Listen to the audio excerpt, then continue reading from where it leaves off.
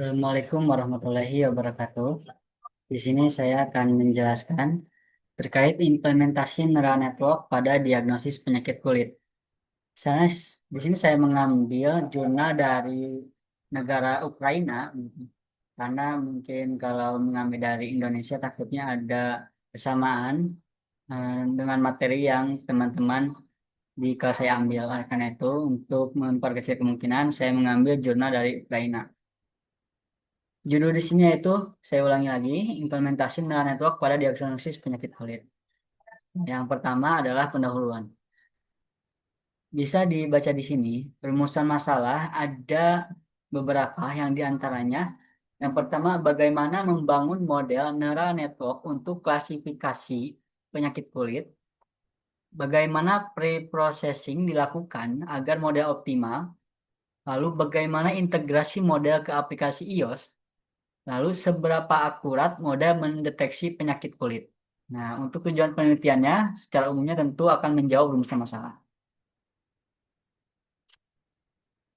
Selanjutnya, dataset. Sebelum ke membahas dataset, gitu ya, tadi terlewat. Jadi, kenapa adanya ataupun membuat aplikasi ini? Karena untuk mendapatkan efisiensi dan kemudahan dalam mengenali penyakit kulit gitu. Jadi pasien ataupun orang-orang itu tidak kesusahan lah gitu untuk mengetahui penyakit kulit yang mereka alami. Nah, selanjutnya dataset. Dataset ini diambil dari International Skin Imaging Collaboration dengan jumlah datanya yaitu 13.000 gambar untuk training dan 4.000-nya itu gambar untuk testing. Ini meskipun terlihat banyak ya teman-teman gitu. Ada 13.000 dan 4.000, tapi dikatakan untuk mungkin model yang supaya akurat gitu. Itu mungkin kurang banyak. Makanya nanti ada metode untuk membuat gambar-gambar sintetis. Dataset di dalamnya itu gambar apa saja, yaitu gambar yang mencakup berbagai penyakit. Ada yang melanoma dan penyakit kulit lainnya. Itu bermacam-macam. Selanjutnya, pre-processing data. Nah, tahapan pre-processing data itu meliputi beberapa. Yang pertama ada normalisasi citra, yang kedua ada resizing, yang ketiga ada pelabelan, dan yang keempat ada augmentasi, lalu yang terakhir adalah pembagian data. Nah, apa itu masing-masingnya? Yang pertama normalisasi citra. Dalam tahap ini, karena nanti gambar yang jumlahnya 13.000 dan 4.000 itu mungkin saja berbeda-beda dari ukuran pikselnya. Gitu. Nah, maka dalam normalisasi citra, supaya nanti model mempelajari gambar yang kita input, ataupun gambar yang dipakai training, yang dipakai testing, lalu nanti mungkin yang benar-benar diaplikasikan oleh pengguna, itu bisa efektif, bisa efisien, bisa akurat gitu. Nah, itu perlu kita samakan dulu si ukuran pikselnya. Nah, ini dalam tahap normalisasi citra. Lalu yang kedua itu resizing. Nah, adapun resizing itu kita samakan ukuran secara secara fisiknya mungkin ya.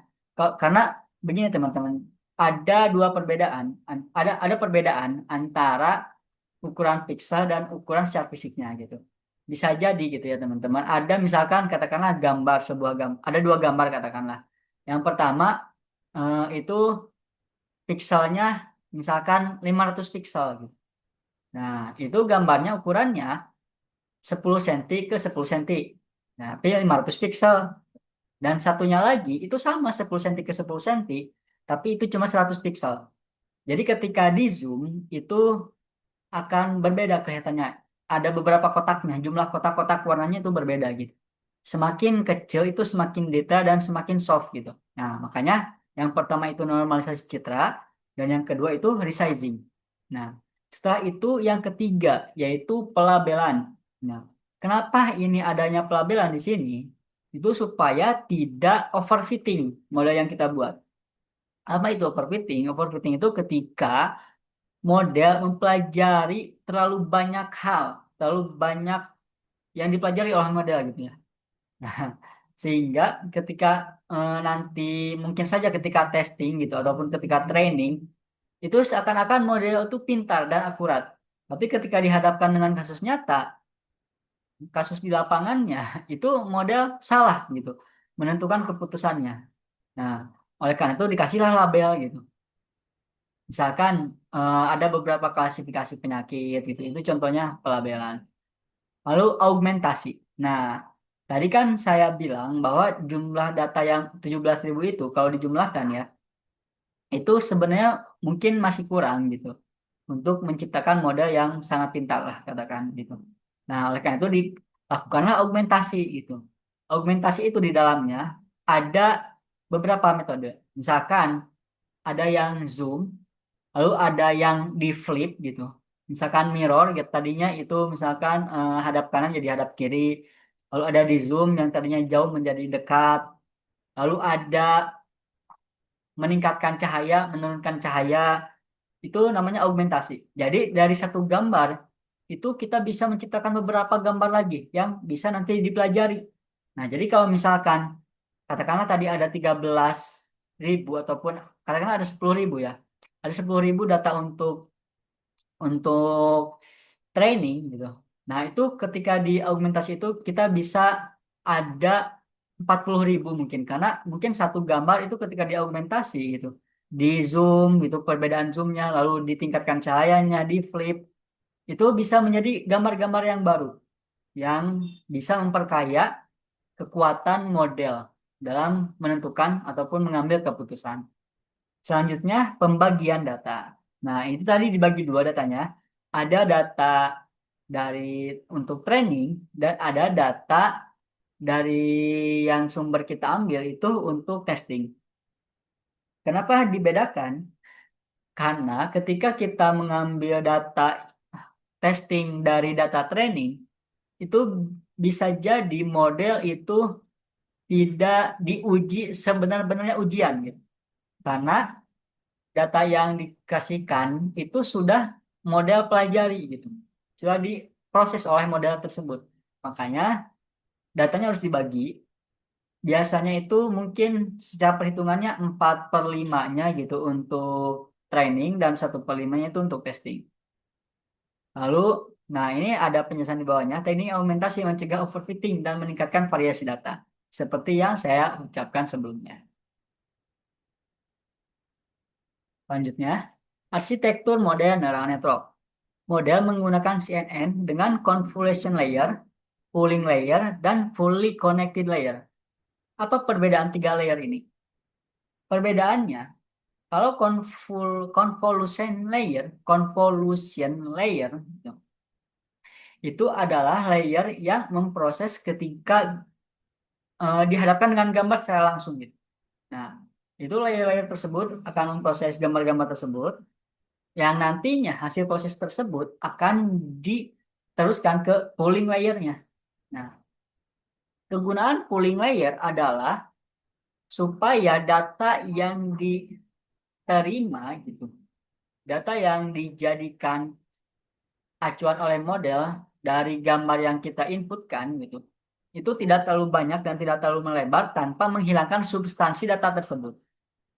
Nah, lalu selanjutnya ada fully connected layer. Nah, fully connected layer ini tahap setelah pooling layer. Jadi nanti data-data yang mungkin katakanlah sudah disaring oleh pooling layer ini nanti akan bertemu dengan fully connected layer yang nantinya akan disambungkan ke kelas-kelas yang sudah kita sediakan. Nah, nanti mungkin akan disambungkan apakah ini penyakit jenis A, B, C, dan lain-lainnya. Karena untuk pemrosesan gambar ya teman-teman, itu kenapa ada proses menyamakan pixel? Jadi nanti komputer akan melihat secara urutan mungkin dari paling kiri ya, dari paling kiri mungkin ya, dari eh, kalau misalkan kita aturnya seperti demikian. Dari kiri paling atas gitu, nanti ke kanan lalu ke bawah. Nah, nanti itu setiap pixelnya akan dideteksi pola-polanya gitu. Nah, oleh karena itu, si pola-pola tersebut akan diproses oleh layer-layer ini. Nah, dengan karakteristik layer-layer masing-masingnya. Lalu model ini dilatih menggunakan Adam Optimizer dan Loss Binary Cross Entropy. Selanjutnya, integrasi model ke mobile app. Nah, model CNN ini ketika nanti kita sudah di training lalu sudah di testing, itu dikonversi ke Core ML agar dapat dijalankan di perangkat iOS. Nah, kenapa? Karena aplikasi ini memungkinkan pengguna memindai dan mendiagnosis kulit secara mandiri. Jadi kalau misalkan model ini hanya terbatas ada di rumah sakit, ada di klinik, ada di dokter, ataupun di institusi medis lainnya gitu ya, itu cukup memakan waktu dan biaya gitu untuk misalkan sekedar berangkat ke tempat tersebut gitu. Itu kurang efisien dan kurang efektif gitu. Nah, oleh karena itu, model yang sudah dilatih ini, yang tadi sudah di training dan dites, ini dikonversi ke Core ML agar dapat dijalankan di perangkat iOS. Jadi pengguna ataupun pasien, nah katakan, itu bisa mengecek dengan secara mandiri gitu. Nah, jadi nanti di mobile app ini gitu, yang saya baca dari jurnal tersebut itu si pasien akan mengunggah, mengupload foto dari kulitnya tersebut ke aplikasi. Nanti aplikasi tersebut akan menampilkan hasilnya gitu. Dan hasil tersebut akan disimpan secara berkala. Jadi kalau misalkan setiap bulannya kita cek, itu akan ada riwayatnya. Nah, ini kan jelas mempermudah gitu. Daripada kita harus ke rumah sakit ataupun ke klinik gitu, ataupun harus konsultasi, bertanya ke dokter gitu untuk mengetahui perkembangan kulit kita gitu. Itu sangat berpengaruh besar. Oleh karena itu, dijadikanlah ataupun dikonversilah ke Core ML.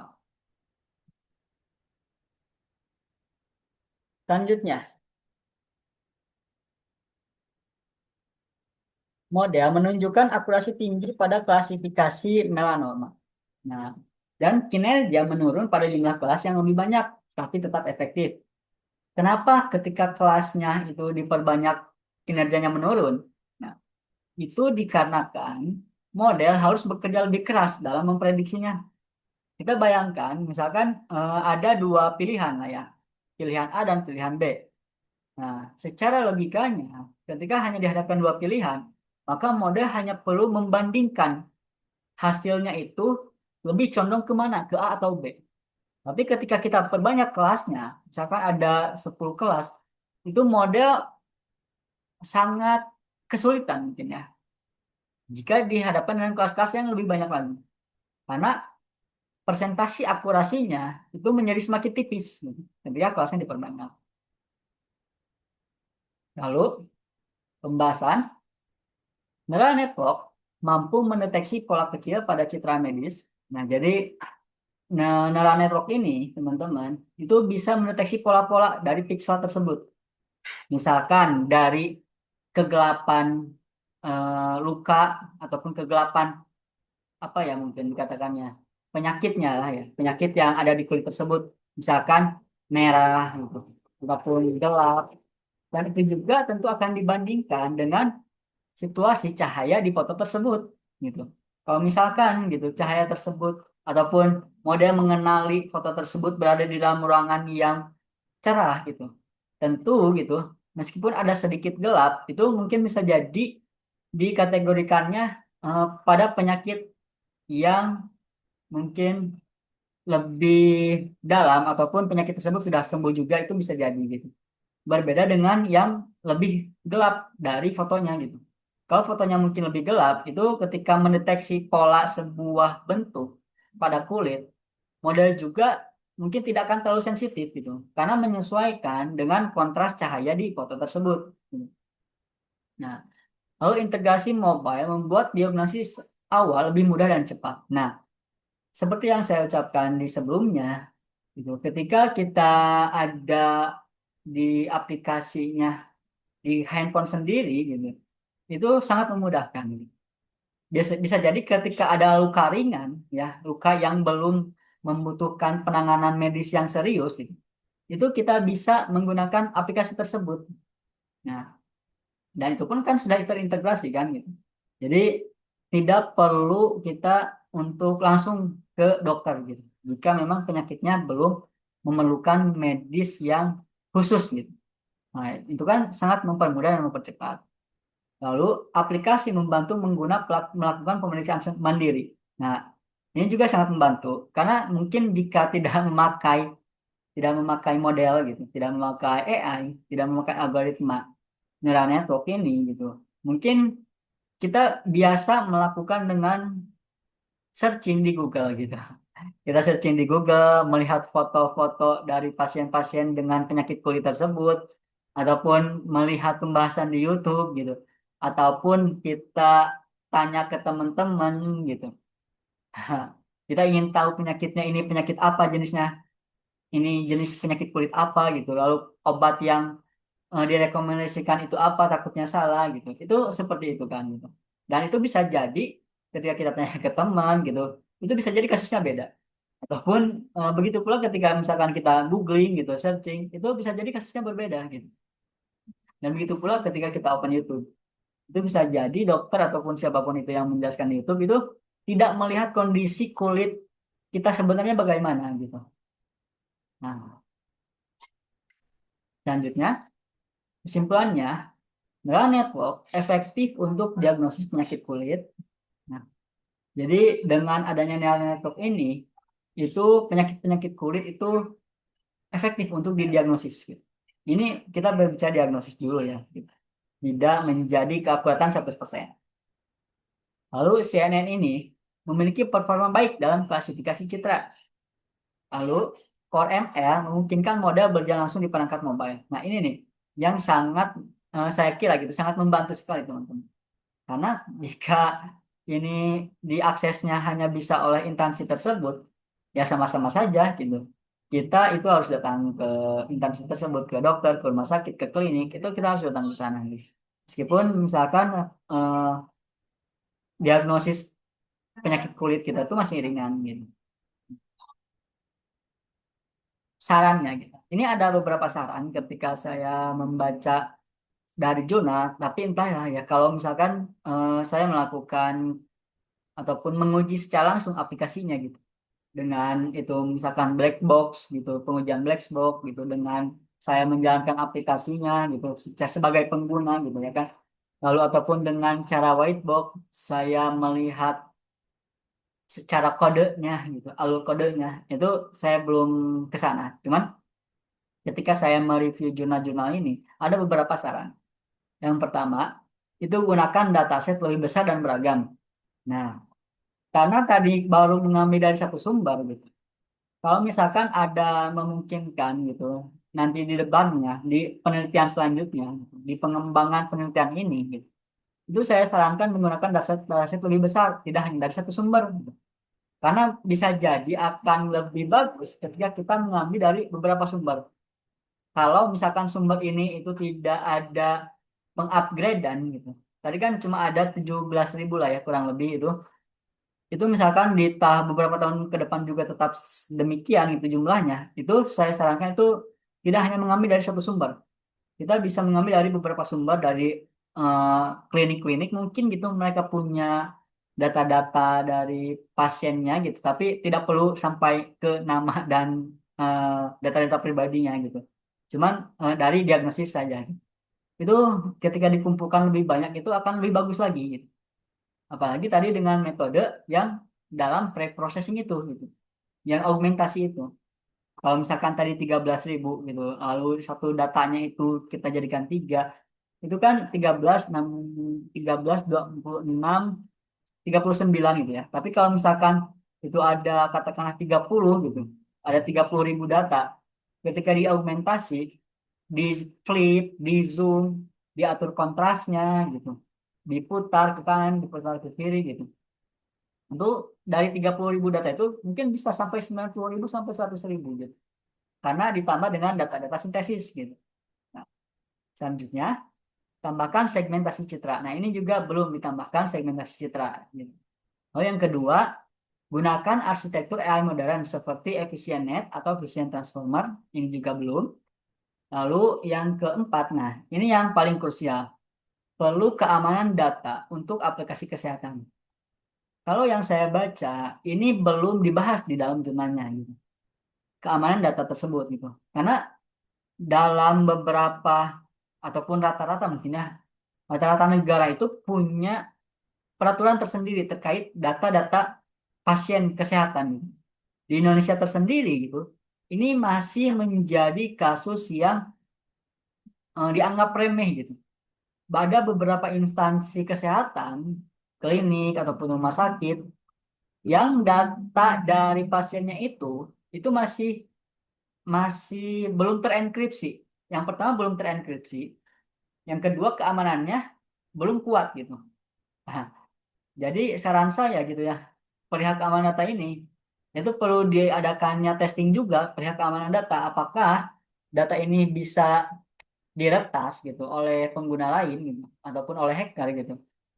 Yang kedua, ketika pun diretas, apakah data-data tersebut sudah terenkripsi atau belum gitu. Oleh karena itu, perlunya di pengembangan selanjutnya ataupun di penelitian selanjutnya itu perlunya ada testing keamanan datanya juga untuk memenuhi standar data yang ada di regulasi setiap negara tersebut. Mungkin sekian yang bisa saya sampaikan. Terima kasih atas perhatiannya dan sekali lagi saya mohon maaf atas keterlambatan tugas ini. Semoga bisa diterima permintaan maaf saya. Wassalamualaikum warahmatullahi wabarakatuh.